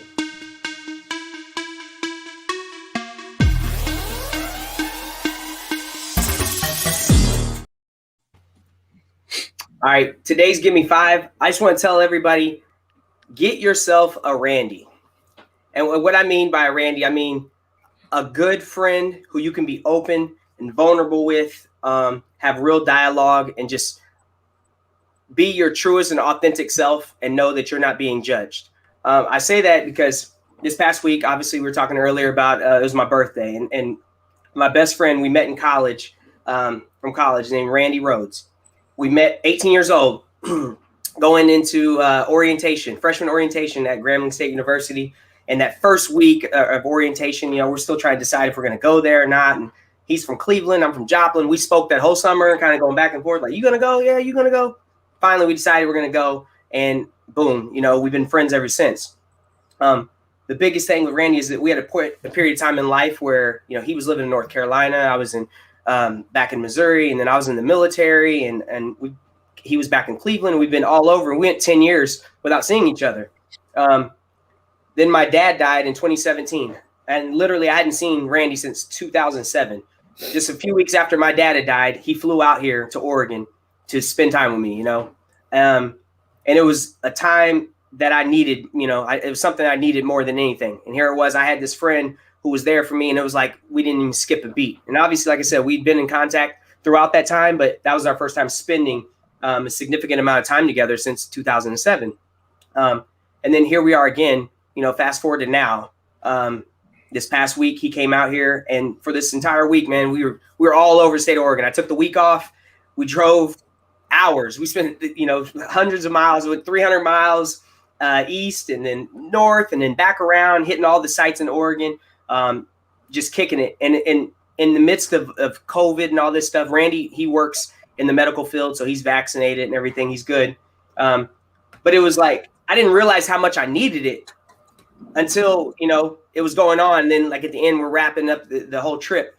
And I was thinking to myself, I was like, man, I feel so fortunate to have this and have a friend like this who, you know, we can literally talk about anything under the sun, and there's never any judgment, man. It's all love, and like, you know, fucking we laugh together, we cry together, everything, you know what I'm saying? And a lot of men don't have that, and a lot of black men in particular don't have that. We always kind of have our guard up, and we always, you know, wanting to be tough or wanting to appear manly or in a state where we don't want people to feel judged because we have feelings and we are sensitive and things. And it's like, nah, man, I realized this time, it's like, no, we need to lean into that harder. That's why we have so many people who are suffering from depression, because they don't have these things. Women are a lot better about it. Them and their friends, they're a lot better about being open and speaking on these things. But men, and black men in particular, are not. And I got to say, man, that's what I say. Like, get yourself a Randy. And I know Randy feels the same way with me. You know, he can have those open conversations, and we can talk about anything. And when I say anything, I mean, we're having conversations about shit that, like, you know, your biggest insecurities or, you know, the shit that makes you cry or that upsets you, you know what I'm saying? And in the moment, for me, I always have to kick this thing where I'm like, I sound like a little bitch, you know? And you got to stop saying those things. You know, we got to, this dialogue is so necessary, man. And I saw a thing the other day, they were talking about suicide rates are 8 times higher than normal. And there's a lot of that is because people don't have anyone or anywhere they can go to tap in and be open and have this open dialogue. And we all need a little bit of that right now, man. There's so much stress, there's so much tension, and there's so much separation for so many things, you know. And it's like, I hope people, anybody listening right now, if you're feeling that type of way or feeling some type of way, I hope you have somebody that you can lean into. And if you don't, create that, you know, be willing to be vulnerable with people. And that energy will get reciprocated. It may not be the first person you try it with. It may not be the second person, but you do have somebody in your life that you can give that energy to. And they've probably been waiting for you to just open up and just lay it all out there, so then they can too do the same. And that's the key of it too. Don't just drop all your energy on somebody and then just leave it at that, because that feels like shit. You just drop all your negativity or whatever you're feeling on somebody, and then they don't get to, you know, reciprocate or give that energy back or unload. That feels really heavy. So start your conversations off with, hey, I've got this. I'm feeling some type of way. I would really like to explain this to you. And then, you know, give them that opportunity to do the same right back. Because it's so necessary, man. And like right now, I feel more rejuvenated than I felt in a very long time. Just after this week, man, just having that week with Randy. I mean, and I know that's like all sappy and people are like, whatever. I don't give a fuck. That's my guy. And I've known that for a very long time, but man, this trip just ensured that and literally talked about everything. We could talk about our finances. He's actually the reason why I just paid off my student loans today. And I had a little bit left to go. And it was funny because he was, you know, he's in a different space with it. He went to medical school and shit like that. Right. So he's telling me, he's like, man, if I had that amount left on my loans, he was like, if I have that in the bank, he's like, I'm just going to pay that off. as opposed to letting it even drag out for a few more months, which is what ideally I was telling myself, all right, by June, I'll pay him off. But I did. After that conversation with him, I was like, you know what? He's fucking right. Like, what am I doing? I do have, boom. So I paid it, and it feels so good. And again, it's beyond just all of that. It's beyond the range. It was like, he's like the LeBron James of friends. I can go to him for about anything. He's good at a little bit of everything. And that's what I mean when I say get yourself a Randy, man. And it's that's what Give Me 5 is about today. It's literally just being open, being vulnerable. It's like the shit we were talking about with DMX earlier, about how special of a life he was, and because he was a very open and vulnerable person, and not just to one person or two people. He was like that with the world. You know, we don't have enough of that. So that's what I'm trying to do in my everyday life. I try to be very transparent. Obviously, there's things that I don't tell everybody, but at the end of the day, I always want to be the most authentic and real person that I can possibly be. And obviously we're going to have our struggles, or we're going to have our times where we falter, or we're going to be hypocrites.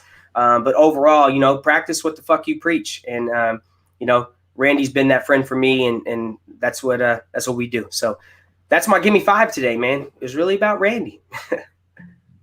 All right. Give it up for Kellen, everybody. And Randy. Nice, man. Nice. Man, that's pretty deep, bro. That's really deep, man.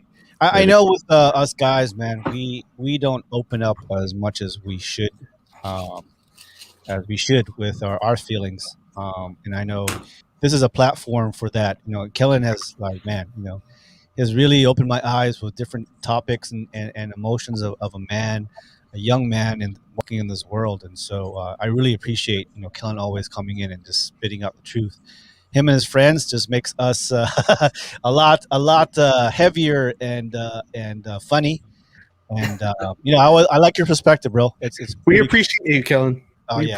I appreciate you guys, man. Like I said, we've created a little family here, man. I dig this. Like, I literally, people like ask me about the show all the time, and I'm like, man, those are just my guys. Like, what the fuck else would I do on a Sunday evening? Yeah. I apologize. Last Sunday evening, I was fucked up. I was so there was no getting on. Like, Floyd messaged me. I was like, I don't think I'm gonna make it today, but man, anytime I can, I'll definitely be on, man. I appreciate you guys. Well, thank you. Yeah, as long as you don't bring out some haiku, we're good. No haikus. No haikus. Oh, you're banned for haikus. You're banned of haikus. Hold on, let me find one real quick. 1 year ban. 1 year ban. 1 year ban. Read it before you say it. Okay. Well, thank you very much, man. That's cool, man. All right, we're coming to the end here, but you know, one of my favorite segments here is called Pod Decks. You know, Pod Decks are the hot tool for podcasters looking to be having more meaningful conversations or unify podcasts. Simply shuffle up and ask a question and let the content roll. Get yours today at poddex.com and use code HWY54 for 10% off your order. Little card decks that you can, if you ever want to have a podcast or an interview, they just have different questions. And so today's category is how are you? All right. First question, guys. So I'm just asking you guys to respond.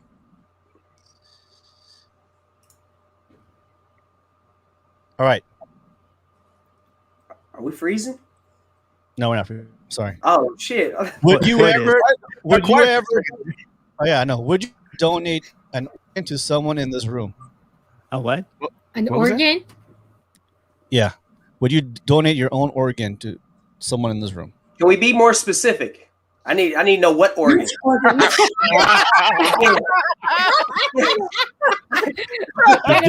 The organ that I give up is going to depend. You know what I'm saying?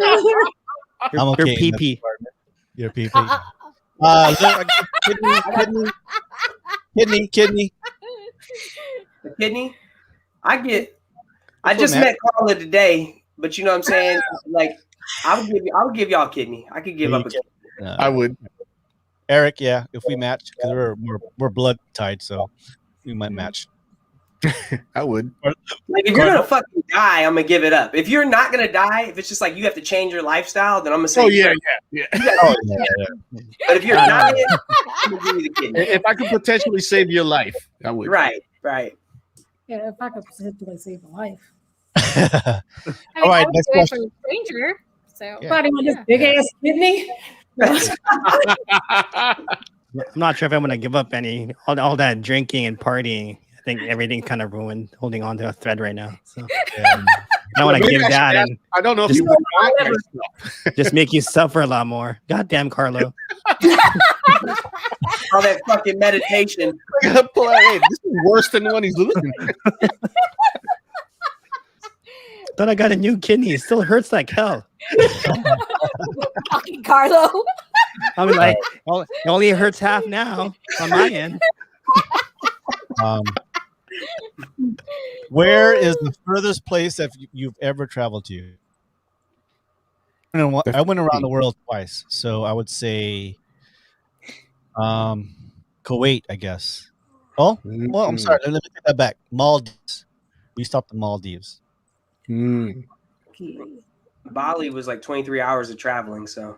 I think Japan. It was Japan for me.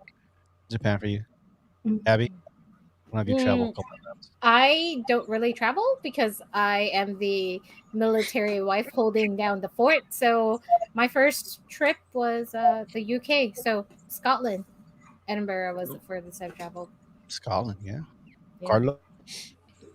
I mean, back and forth, Asian, United States, probably either Japan or the Philippines, and back to the United States. That's pretty much it. Carla, where was the furthest you gone? Oh, Japan. You said Japan, right? Yeah. Okay. Let's see here. Eric, did you say one? I mean, Philippines. Oh, the Philippines. How far is that travel? How far is it to the Philippines? 18 hours. 18 hours straight. Is it 18? Yeah. Oh, straight, yeah. Straight, yeah. Well, you guys from the West Coast, yeah, that's 18 The West for you Coast, guys. yeah. East Close, Coast yeah. is like, Jesus Christ, like 23, almost 24 freaking hours. 23, Oh. 24, yep. Mm-hmm. Yeah, And you because get the I know. You get the layover too in Japan or Korea. Yeah, see, when we went from Guam to Florida, it was like a 17-hour flight. Oh, wow. Steve said Yeah. Tijuana. That's the furthest you get to. Best place, man. I can see Tijuana from my house. You really fucking can in San Diego, huh? I can see the ocean and everything. Yeah. From Japan to Philippines, like 4 hours. Same. It's 3 hours. I think. Guam. There, so. Wow. Okay. What is the most embarrassing thing that your parents have caught you doing? I don't know if I can see it on the internet. I'm gonna plead the 1, 2, 3, 4, 5th. Mama Penny, what do you call it? What he said. is Mama Penny on? No, thank God. Because you know she gonna. She about to rat you out. She about to rat you out. Rat She you got out. my She ass out in a will heartbeat. sell you out. I don't even know what the most embarrassing thing would be. I mean, I've definitely, when I was like 13, I got caught beating it, You did? Yeah, and that was pretty embarrassing. And that's everybody. And like, that's like 15 more minutes than the usual shower. Like, damn, I thought you was asleep. Go to bed. Who you destroyed the water Who bill? used up all the hot water? Using all the hot water. Yeah. Why is your sock so dry? Oh, I know. Eric, I know you. I know yours. I can't bring it up anymore. I got put in the doghouse last time I brought it up. Remember that? I remember what yours is. We'll say it offline. No, come on, man. What's happening right now? You don't remember? Oh man. Oh yeah. I don't know. You have to tell me I'm a newbie. Oh, you gotta do it offline. Come on, dog. We'll do it offline. We'll do it offline. Offline. Don't want to All right. get Eric in the doghouse again. All right, Abby, Carla, what was the most embarrassing thing that your parents caught you with? You go, no. ladies first. Carlo is a frequent meditator, so we know. All right. I mean, I use too much hot water. Yeah, I got Fifth on that too because I'm not proud of me when I was younger. Yeah. So I told you the story. My dad had a stash like porn magazines on like top shelf of the what do you call that, of the closet. And I knew where they were. And then every so often I'll sneak in there. I don't know if anybody found out I did, but one day I grabbed the box and the whole box fell on my head.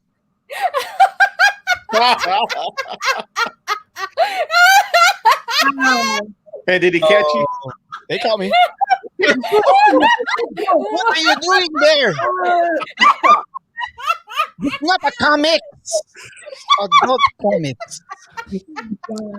So was your dad embarrassed, or was your dad proud of you? No, he didn't say it. He was like, "Are you?" I said, "No." Are you full naked? Yeah, you know.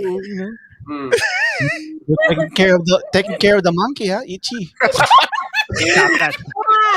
Stop touching that thing. Hunting. I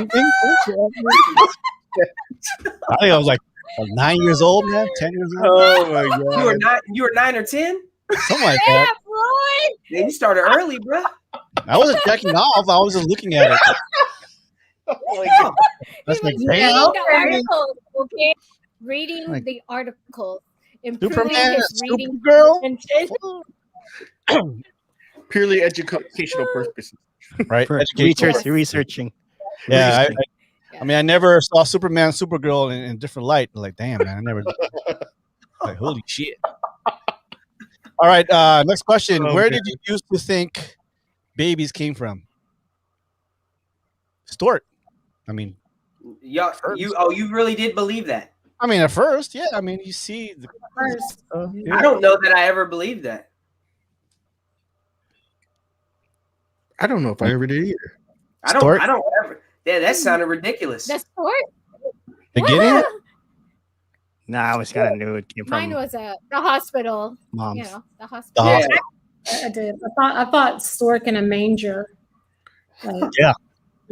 Jesus was like, Yeah, I always thought it came from the moms, but I always thought it came out of the belly button. Yeah, see, I think there was a point. I can't remember if it was me or my brother that thought that. Yeah, but yeah, that sounds very familiar. I thought it came out the belly button. Mm-hmm.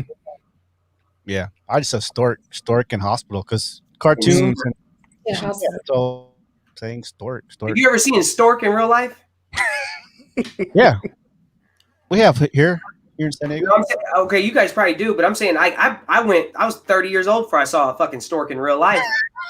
I'm like, that just sounds asinine. There should be storks flying everywhere. Right, right, delivering babies. Right. Wow, stork. Yeah, I mean, remember that stork was part of the dill pickle. Mm-hmm. Oh yeah. That's off of dill pickle. It had the baby, and he was like eating the little pickle. Anyway. All right.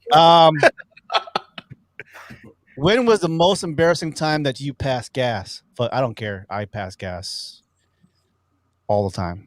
Oh, these days, man. I ain't embarrassed. Like, hey, man, don't walk behind me. Oh, you don't have to.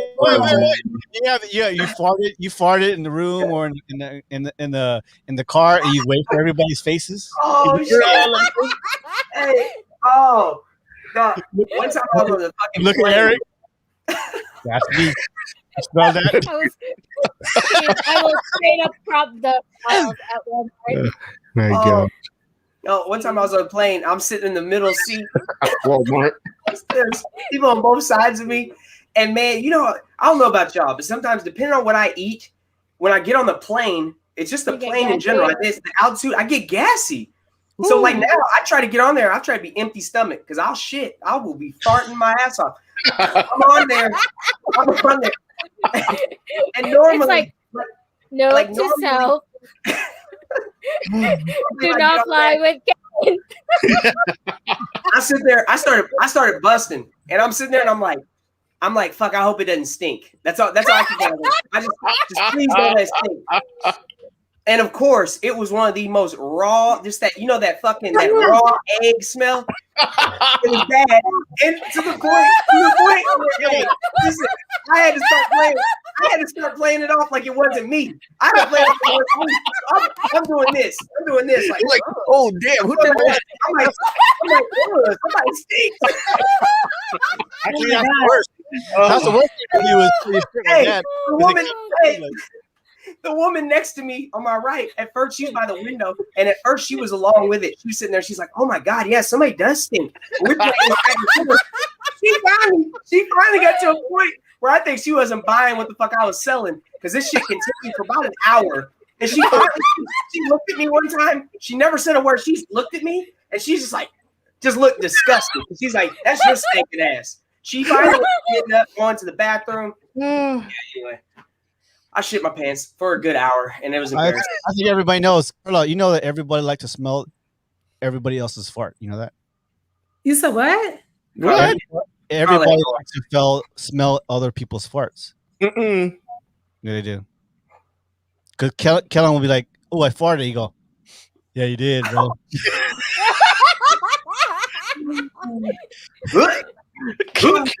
Curiosity, man. Oh god. Verify that, man. You don't verify it? Did you have broccoli? Ooh, that smells like broccoli. You eating cheese curds, ain't you? Smell that hard-boiled eggs from the morning. All right. If you Carlo, you travel a lot. You never just farted in your seat?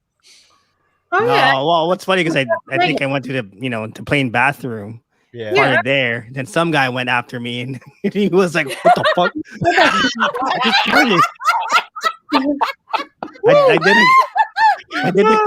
I did the courtesy fart. Well, like, girls, come on, man. Girls fart, right? Okay. So yes, Oh, we yeah, do. they do. But we are notorious for doing crop dusting. We will fart and walk away like we didn't know what the fuck happened, and go to the next aisle. Leaving a little trail of ass dust. Either blame the kids or blame the husband. Like, what the fuck was that? Oh no! I mean, I own my shit. Like, I tell people when, yeah, I when own you're my at shit. home, you're like, I dated a girl who used to fart in her fucking sleep. And I know it never failed. It never failed. Anytime she took a little nap, all of a sudden, it'd be them soft ones and that motherfucker would smell so bad. I told her one day, I said, listen, you walk around here holding that shit in, just go let it out. Like, you good. I don't want your fucking stomach to burst because you trying to hold that in, because every time she get sleepy and relax, every time. Never failed. And that motherfuckers was funky. God damn. It was not good smelling at all. Woo. All right. But I don't know why silent but deadly. What's up? I don't know why guys think that females' farts aren't going to stink though. Well, no, I get that. I don't think they're gonna smell good by any means, but I have farts. If my fart's loud, it doesn't stink. If I fart loud, it doesn't stink. Yeah, I agree. I don't know why. I don't know what it is.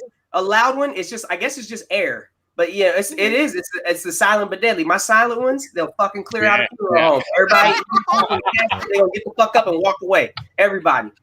Oh man, when he fucking shat too, like holy fuck, gotta change my underwear. As you get older, I quit trusting him. Either change your underwear or just have no underwear at all. Yep. For the rest of the day. I went to a beer craft festival. Fuck, I had to shat, bro. Like, fuck. Oh. I didn't make it, man. I was walking around with just jeans and bare balls. G.I. Joe. All right, so another question here, a couple more, and we're done. If you were the opposite gender for the day, what do you think you would wear, and what would you do? First of all, I'd start an OnlyFans. I'd make a lot of fucking money real quick. I'd be selling feet pictures. I'd be doing all kind of weird shit. Use underwear, something like that. Yeah, I'd have an OnlyFans. That's for damn sure. Wear little anime girl costumes. No, see, y'all in that weird shit. No. No.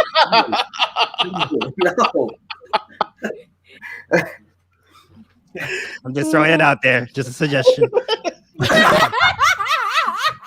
No, hey, Steve, but Steve does make the best point. I'd stay home all day. Because you're right, as a man, to know what a woman goes through on a daily basis. Yeah. Like, I mean, not to, like, we were joking and shit, but like, I couldn't imagine the shit women have to go through dealing with fucking dudes. Yeah. Dealing with dudes. I mean, I would always be with somebody going out. I know that's not always the thing to do, but yeah.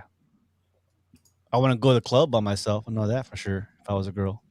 Yeah. Yep. And that time of the month, oh fuck. I don't know how you guys do that. What? Yeah. Yeah, They having to deal with go through some emotional shit and like, you know, like when you get your period, everything hurts. Your boobs, your uterus, your hips, everything. Mad everything, yeah. It's like your logic just flies out the window. You're either crying or you're fighting. So yeah. I'd like to see you guys try that. Yeah. And then after that, you have menopause. Oh, damn. Oh. What is that? Hot flashes and shit? Yes. Flames, hot flashes. Forget. It's terrible. Terrible. I don't know who made this shit up. She said, I don't know who made this shit up. Serious, like it's pretty bad, I think. Eric. Yeah. It's pretty good. Just from the stories I hear. Yeah. How about you girls? If you were a guy, what do you guys do? I would wear gray sweatpants and a wife beater. And do the helicopter?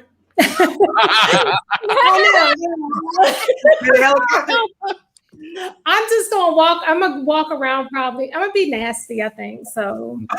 I like it. I like the honesty. I like the honesty. Yeah. Abby, what'd you do as a guy? As a guy, prove that you can fucking aim and not land on the fucking floor. Okay? What? Because motherfucker, when you guys pee, answer me this. Nope. Why Don't say you guys. Why is it always a puddle or you know? I just don't get it. Sometimes it sprays. I don't know. So it's not always like. You know it sprays. Don't you just wipe it? Sometimes we just like to do it in the dark. Yeah. No light. Y'all don't clean up after yourself? That's what I'm saying. Lights off challenge. Yeah. Carlo just piss on the back rim and say, fuck it, I'll get it later. Yeah. Sometimes in the See? He's laughing. He's laughing. So he's saying he's guilty. The cleaning lady will take care of it. Right. No, there are dudes that they just don't clean. You don't remember that in college and dorms? You'd be like in the sink. Shit. Oh, yeah. I'm not gonna say I haven't done that. I've definitely done that. I'd be drunk as fuck. Like, oh man, like she's like the sink. Yeah, sorry. I had a friend. True story. Oh, come on! I'm not the only one. No, what? Pissing in sinks? Yeah.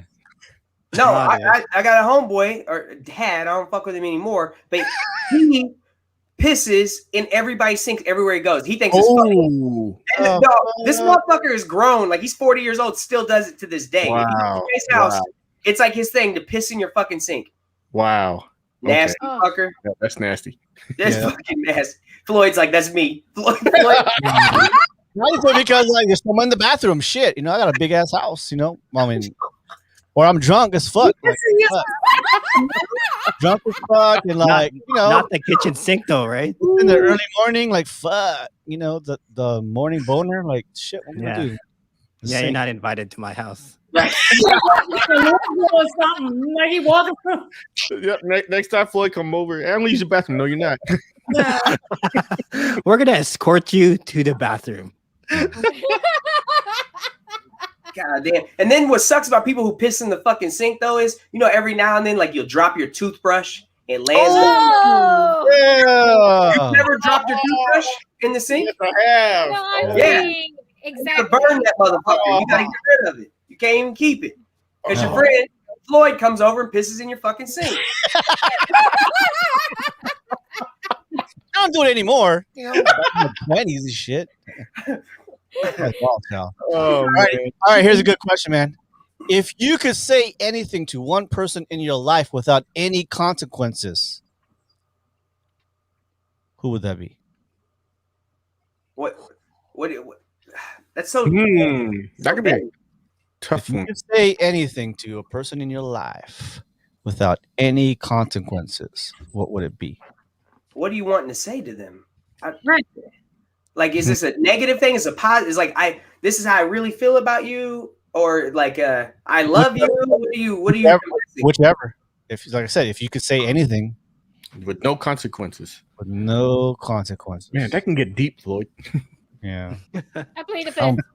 I plead the fifth on that one too. Yeah, I'm gonna have to go there too. Y'all gonna plead the fifth? That's boring. No, fuck that. Fuck that. What are you doing? You don't do a podcast and get a question and then I'm not gonna. Fuck. If I have to do, man, I don't know where to start. That's the problem. I'd probably, you know what I would do, honestly? I would tell my high school basketball coach, woo-wee, I'd fire his ass up. We had a game my junior year. My best friend, Stephen Gilmore, was playing for Joplin. I was playing for Carl Junction. We were supposed to start against each other. Not only did he take me out of the starting lineup, he didn't play me a single fucking minute, knowing I was playing against my best friend. Never gave me any reasoning behind it.